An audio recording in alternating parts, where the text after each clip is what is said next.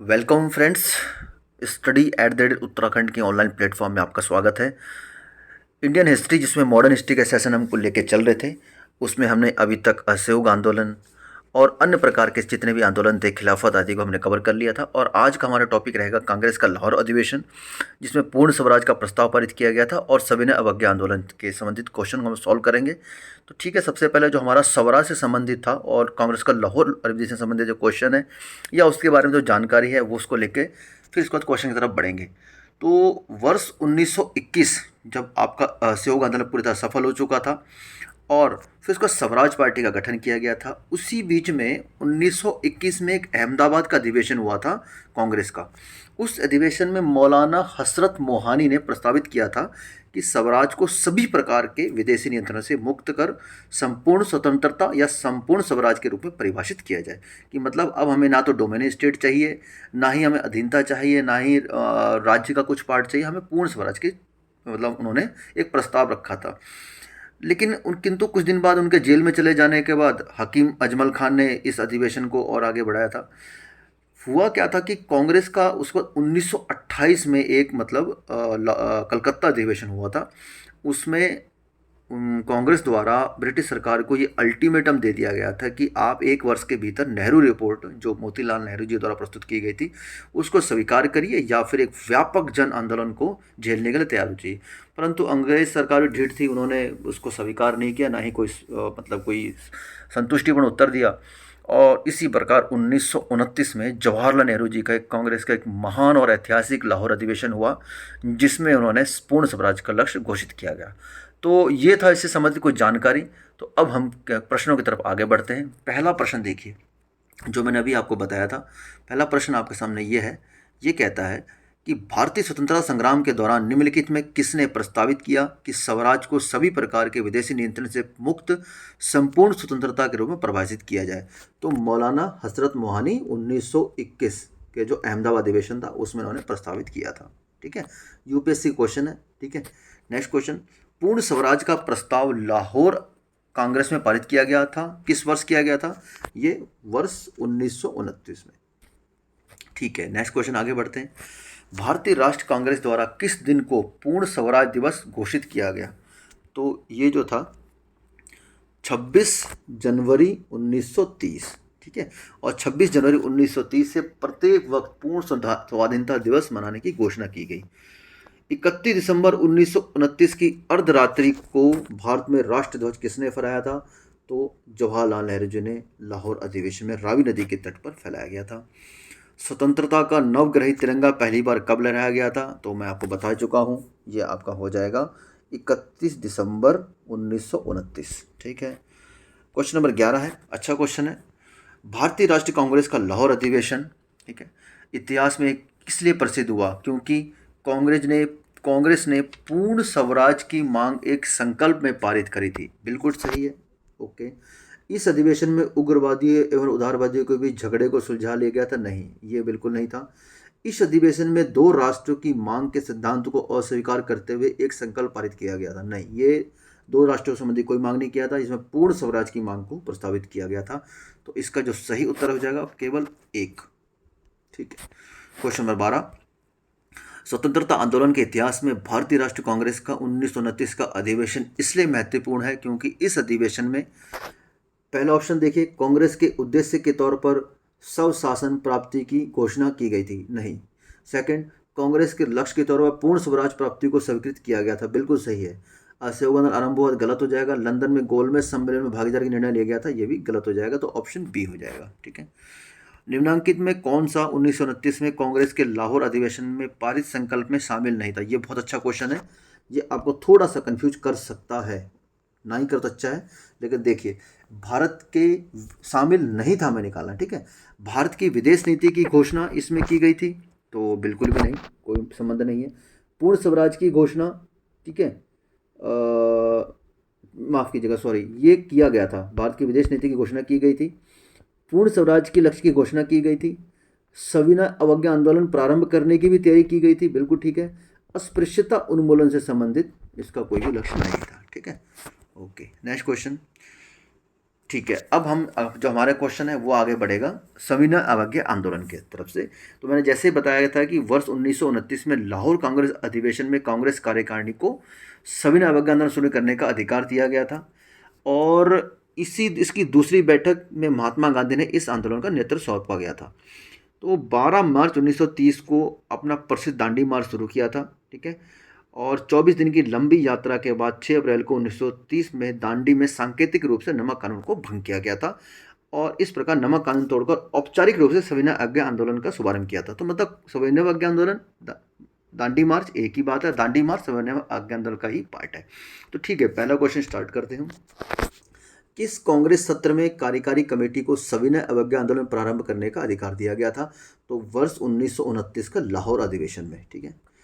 Next question है, दांडी यात्रा के साथ निम्नलिखित में क्या प्रारंभ हुआ? तो जैसा आप जानते हैं सविनय अवज्ञा आंदोलन प्रारंभ हो गया था। ओके, नेक्स्ट क्वेश्चन, 1930 में महात्मा गांधी ने सविनय अवज्ञा आंदोलन कहाँ से प्रारंभ किया था?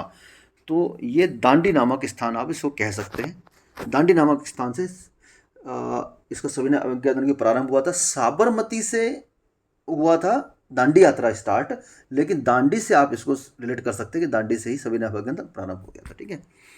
ठीक हो गया। निम्नलिखित में किसने गांधी जी के नमक आंदोलन में भाग लिया था? इनमें से किन्होंने गांधी जी के नमक आंदोलन में भाग लिया था?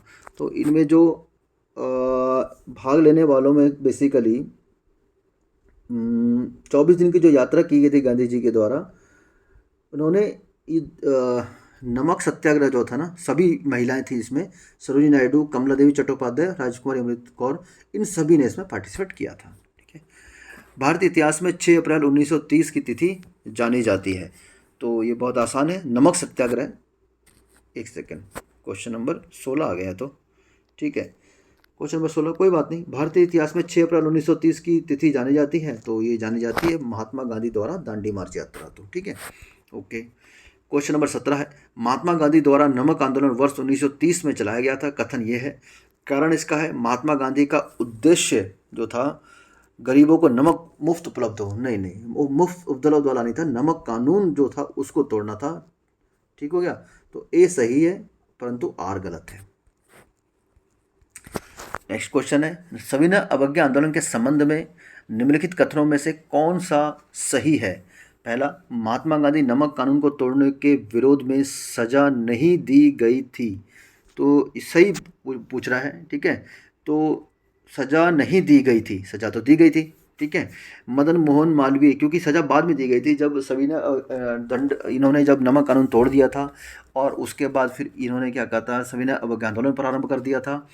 फिर ये दीति गोलमेज सम्मेलन में भाग लेने गए थे, और वहाँ से जब वापस आए थे तो इनको गिरफ्तार कर लिया गया था, तो सज़ा तो दी गई थी। सेकंड है, मदन मोहन मालवीय, गांधी जी और के मुंशी को नमक तोड़ने पर सज़ा दी गई थी, बिल्कुल ठीक है, केवल 2, इसका ऑप्शन केवल 2 ठीक हो जाएगा। ओके, चलिए अगला क्वेश्चन, शक्ति के विरुद्ध अधिकार की इस लड़ाई में मैं विश्व की सहानुभूति चाहता हूँ, यह कथन किससे संबंधित है? तो यह कथन जो है गांधी जी की दांडी यात्रा से संबंधित हो जाएगा। ठीक है, आगे बढ़ते हैं नेक्स्ट क्वेश्चन की तरफ। गांधी जी के दांडी मार्च के संदर्भ में निम्नलिखित में कौन सा कथन असत्य है? तो हमें असत्य कथन को देखना है, बिल्कुल ध्यान से पढ़िएगा, असत्य कथन, ठीक है। तो यह साबरमती आश्रम से दांडी मार्च तक का मार्च था, बिल्कुल ठीक है। नमक कर के विरोध करना इसका विशेष प्रयोजन था, बिल्कुल ठीक है। समुद्र के किनारे पहुंचकर गांधी जी ने नमक बनाया था, ठीक है, इस ऑप्शन को बाद में देखेंगे। यह पूरी तरह से पैदल मार्च था, तो हमारे ये ऑप्शन तो बिल्कुल ठीक है, ठीक है। लेकिन जो हमारे इतिहास में दर्ज घटना है ना, उसमें गांधी जी ने नमक नहीं बनाया था, गांधी जी ने अपने हाथ में एक मुट्ठी नमक लेकर सविनय अवज्ञा आंदोलन के संकल्प को पारित किया था, तो ये जो ऑप्शन असत्य हो जाएगा। नेक्स्ट क्वेश्चन है, महात्मा गांधी धरसना नामक नमक गोदाम पर कांग्रेस कार्यकर्ताओं के धावे के समय कहाँ पर थे? ठीक है, तो ये था कि हुआ क्या था, बताता हूँ आपको मैं। हुआ ये था कि सविनय अवज्ञा आंदोलन के दौरान धरसना एक जगह है, वहाँ पे नमक गोदाम पर कांग्रेस कार्यकर्ताओं के धावा बोल दिया था। उससे पूर्व ही 5 मई 1930 को गांधी जी को गिरफ्तार करके जेल भेज दिया गया था। तो उनके स्थान पर अब्बास तैयब जी ने इस आंदोलन का नेतृत्व किया, ठीक है। तो उस समय जो गिरफ्तारी की गई थी, गांधी जी को यरवदा जेल में डाल दिया गया था। दो चीज़ याद रखेंगे, गांधी जी की गिरफ्तारी नमक आंदोलन के बाद हो गई यरवदा जेल में, और नेतृत्व जो संभाला था अब्बास तैयब जी ने संभाला था। ठीक है, चलिए नेक्स्ट क्वेश्चन। आचार्य विनोबा भावे किस आंदोलन में भाग लेने के लिए प्रथम बार गिरफ्तार हुए थे? तो गिरफ्तार होने में ये सविनय आंदोलन में भाग लिया था, तभी ये गिरफ्तार हुए थे। क्वेश्चन नंबर 25 है, गांधी जी ने जिस विदेशी पत्रकार को दांडी मार्च के समय अपने साबरमती आश्रम में ठहराया था वो कौन थे? तो वो थे, बहुत इंपॉर्टेंट क्वेश्चन, वेब मिलर। ठीक है, तो वेब मिलर को इन्होंने अपने आश्रम में ठहराया था। वेब मिलर एक अमेरिकी पत्रकार था जिसे गांधी जी ने दांडी मार्च के समय अपने साबरमती आश्रम में ठहराया था, और धर्सना की विभत्स पुलिस ज्यादतियों को उल्लेख करते हुए उन्होंने लिखा था कि संवाददाता के रूप में मैंने पिछले 18 वर्ष में असंख्य नागरिक विद्रोह देखे हैं, दंगे, गली कूचों में मारकाट एवं विद्रोही देखेंगे, लेकिन धर्सना जैसा भयानक दृश्य मैं अपने जीवन में कभी नहीं देखा था। ठीक है, तो धर्सना नमक गोदाम पर कांग्रेस करते हुए उन्होंने धावा बोल दिया था। ओके, चलिए, इनमें से किसने अप्रैल 1930 में नमक कानून तोड़ने के लिए तंजौर तट पर एक अभियान संगठित किया था? देखिए, आप क्वेश्चन धीरे धीरे और इम्पोर्टेंट होते जा रहे हैं थोड़ा सा। तो ये यूपीएससी का क्वेश्चन है 2005 का, 2015 का क्वेश्चन है यूपीएससी का। तो इसमें जो सी राजगोपालाचारी थे, इन्होंने नमक कानून तोड़ने के लिए तंजौर तट पर एक अभियान संगठित किया था। तंजौर आपका तमिलनाडु वाले क्षेत्र में स्थित है। ठीक है, तो ये तो हो गया आपका नेक्स्ट क्वेश्चन का आंसर। आगे बढ़ते हैं। भारतीय स्वाधीनता संघर्ष के दौरान रेड शर्ट के नाम से भी पहचाने जाने वाले खुदाई खिदमतदारों ने आह्वान किया था। तो खुदाई खिदमतदार किनको कहा जाता है? खान अब्दुल गफ्फार खान को, जिनको सीमंत गांधी भी कहा जाता है। इनको लाल कुर्ती आंदोलन का संगठनकर्ता भी कहा जाता है। ठीक है, अंग्रेजों से स्वतंत्रता के लिए ब्रिटिश उपनिवेशवाद के विरुद्ध आंदोलन संगठित किया था तथा श्रमजीवियों की हालत में सुधार की मांग की गई थी। ठीक है, तो इनमें जो आपका ऑप्शन देखते हैं, अब क्या कहा था, किस चीज़ का आह्वान किया गया था? उत्तर पश्चिम के पख्तून जनजातीय क्षेत्रों को अफगानिस्तान के साथ मिलकर एक कराने को बिल्कुल नहीं। उपनिवेशी शासकों को आतंकित करने और अंत में उन्हें हटा देने के लिए आतंकवादी युक्तों तरीकों अपनाने का बिल्कुल नहीं। बिल्कुल शांतिप्रिय थे ये। राजनीति और सामाजिक सुधार के लिए साम्यवादी क्रांतिकारी विचारधारा को अपनाने का नहीं, ये इसका कोई रिलेवेंट नहीं है ये। ऑप्शन नंबर डी आपका सही हो जाएगा। पठान क्षेत्रीय राष्ट्रवादी एकता का और उपनिवेशवाद के विरुद्ध संघर्ष। ठीक है, तो ये आपका उत्तर सही हो जाएगा। थोड़ा कॉन्सेप्चुअल क्वेश्चन था। ठीक है, क्वेश्चन 31 है, 1929 में खुदाई खिदमतदार को किसने संगठित किया था? तो खान अब्दुल गफ्फार खान। ठीक हो गया, सीमांत गांधी भी इनको कहा जाता है। क्वेश्चन नंबर 32, ये उत्तराखंड से रिलेटेड ज़्यादा है। गढ़वाल रेजिमेंट के सैनिकों ने प्रदर्शनकारियों पर गोली चलाने से इनकार कर दिया था। तो यही था आपका जो सविनय अवज्ञा आंदोलन से जुड़ी हुई लाल कुर्ती सेना थी खान अब्दुल गफ्फार खान की, इन पे गोली चलाने से मना कर दिया गया था। बहुत डीपली घुमा के क्वेश्चन पूछा गया है, तो इसका उत्तर सी हो जाएगा।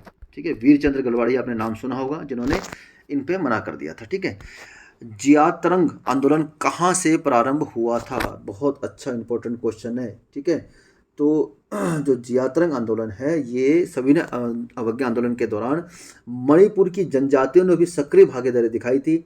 यहाँ पर आंदोलन का नेतृत्व नागा जनजाति की महिला गैडनिलू ने किया था। ठीक है, गैडीनिलू, ठीक है, ने किया था।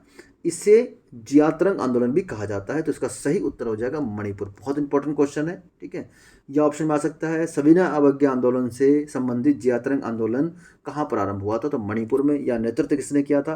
तो आदिवासी महिला गैंडी किया था। ठीक है, ओके। 36 नंबर क्वेश्चन है और ये आज के सेशन का लास्ट क्वेश्चन हो जाएगा। सविनय अवज्ञा आंदोलन की असफलता के बाद गांधी जी ने किस चीज़ को महत्व दिया था? तो सविनय अवज्ञा आंदोलन की असफलता के बाद गांधी जी ने रचनात्मक कार्य को महत्व दिया था। 1934 में गांधी जी ने अपना पूरा समय हरिजन उत्थान में लगाया था और सक्रिय राजनीति से स्वयं को हटाने का निश्चय लिया था। ठीक है, और ये इसका आंसर हो जाएगा रचनात्मक कार्यों को। तो ठीक है, ये हमारे कुछ बहुत इंपॉर्टेंट क्वेश्चन थे सविनय अवज्ञा आंदोलन से संबंधित और पूर्ण स्वराज की मांग से संबंधित। अब हम जाएंगे गांधी इरविन समझौता। नेक्स्ट जो हमारा टॉपिक रहेगा, टॉपिक वाइज हम लेके चल रहे हैं, और उसके बाद जो कांग्रेस का कराची अधिवेशन हुआ था उससे संबंधित क्वेश्चनों को हम कवर करेंगे। फिर धीरे धीरे गोलमेज सम्मेलन और भारत की स्वतंत्रता संग्राम के तरफ आगे धीरे धीरे हम बढ़ते जाएंगे। तो ये थे आज के प्रश्न, उम्मीद है आपके लिए लाभदायक सिद्ध होंगे। बने रहिए स्टडी एट द उत्तराखंड के साथ। मिलते हैं नेक्स्ट वीडियो में, तब तक के लिए जय हिंद।